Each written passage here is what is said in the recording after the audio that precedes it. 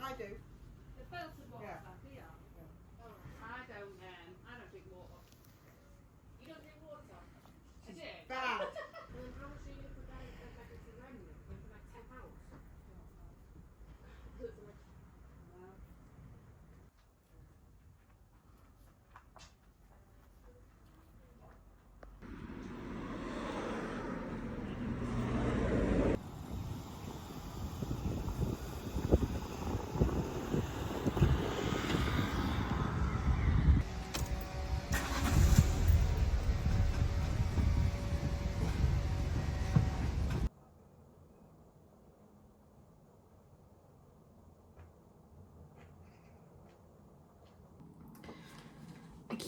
Well, I don't throw away paper.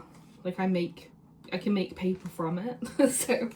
so like anything that kind of well, like today for instance, I misprinted a back page of one of the chapbooks, so I had to get it like reprinted.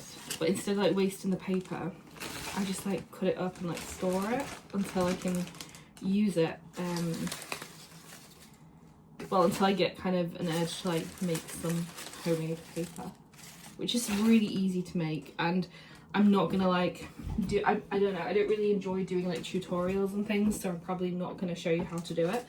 But I'll give you an example of, I mean, there's so many, you can find so many tutorials. But yeah, this is how I made this paper. And there are various techniques because, I mean, this one is quite a muddy one. So this would have been like just combining loads of paper, but you can experiment a little bit by, if I just get an example.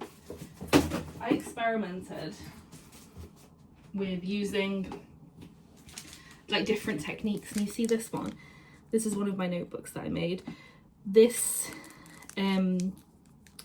so this was an experiment that I did by not mixing all the paper together, and I sort of kind of made the paper, like I separated the paper particles, like the different colours, and then combined them in different ways to sort of get more texture. So you can like experiment quite a lot. I find it quite enjoyable to experiment with it. But yeah, like I had a back page of one of the books, like it was, I wrote something wrong with the copyright. And there's 40 pages. Just gonna go in the bin, like A4s like this. So what I did is like there was a bit of a blank part, so I cut that out and I cut them all out so they're like this. That came from there, and I'm gonna make a notebook out of that, like, yeah, just to not waste the paper. And then the rest of it gets cut up, hence all this mess here. But yeah, this just gets cut up.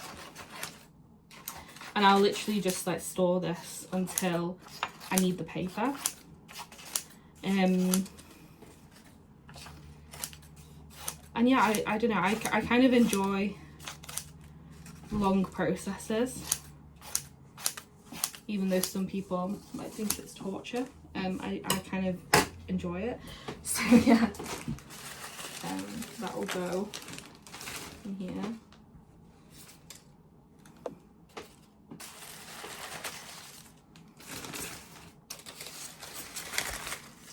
And this will make like quite a lot of paper, to be fair. Probably like around 50 sheets, maybe even more. It depends, because a lot of the time when you make paper, a lot of the sheets, sometimes the sheets you make, some of them don't come out that well.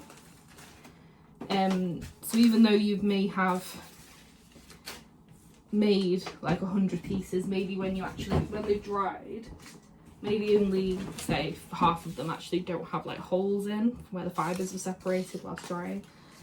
So yeah, but it will make quite a lot of paper.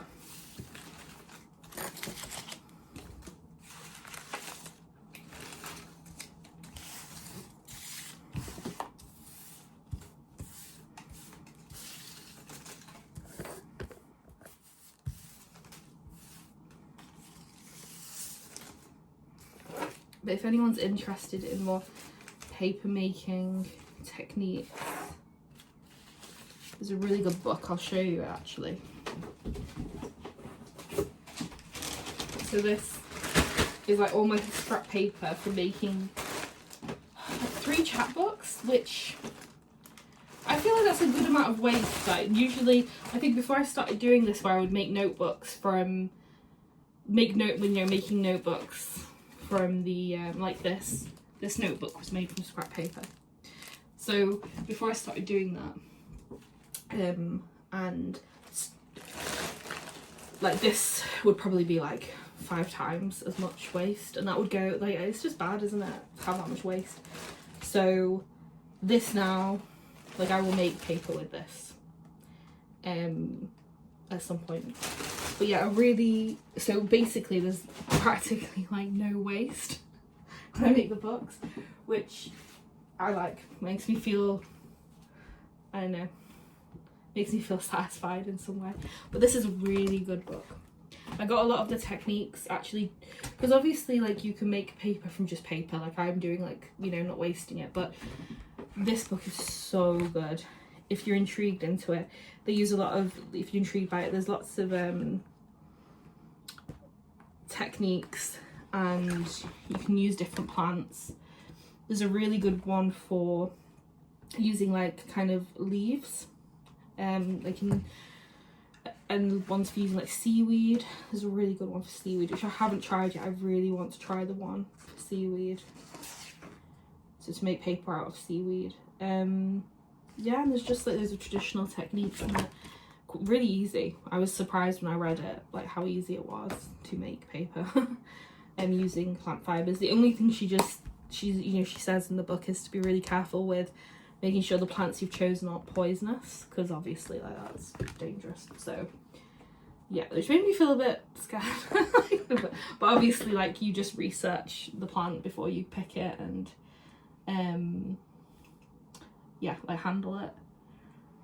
I can imagine as well like you'd probably be wearing like gloves whilst doing it, because I mean it's chemical. I think that there's no, it's all natural, I think, in this. It's like, from what I remember there's a potato starch method, which I thought was interesting, because you can buy potato starch, and potato starch is actually, like, starch is used as a really good adhesive for like delicate paper. So I kind of knew about that. There's a Japanese paper making technique here, which I've not tried, but I want to. I've only tried the one where she uses flowers, which came out really nice. And I got some of the techniques from here for the paper that I'm doing now, like how to keep it really, you know, how to just make it not fall apart, like really when you've made it. But it's a really good book, and I recommend it. Anyone who's interested in paper making, beginner or otherwise, like, it's really good. Just wanted to show you, like, this is one of the like notebooks I made with scrap paper. You know, doesn't really look like scrap paper anymore. So yeah, little notebook. This was like a prototype. It's a bit, you can see the spine didn't meet when I glued it. It was a bit of a prototype that I made, and the yeah, it's not perfect yet. So like I kind of want to redo it a little bit, like the measurements for the hardbound, but I will still use this, like, for me. Like, I'm not gonna sell this, but I will use it for myself.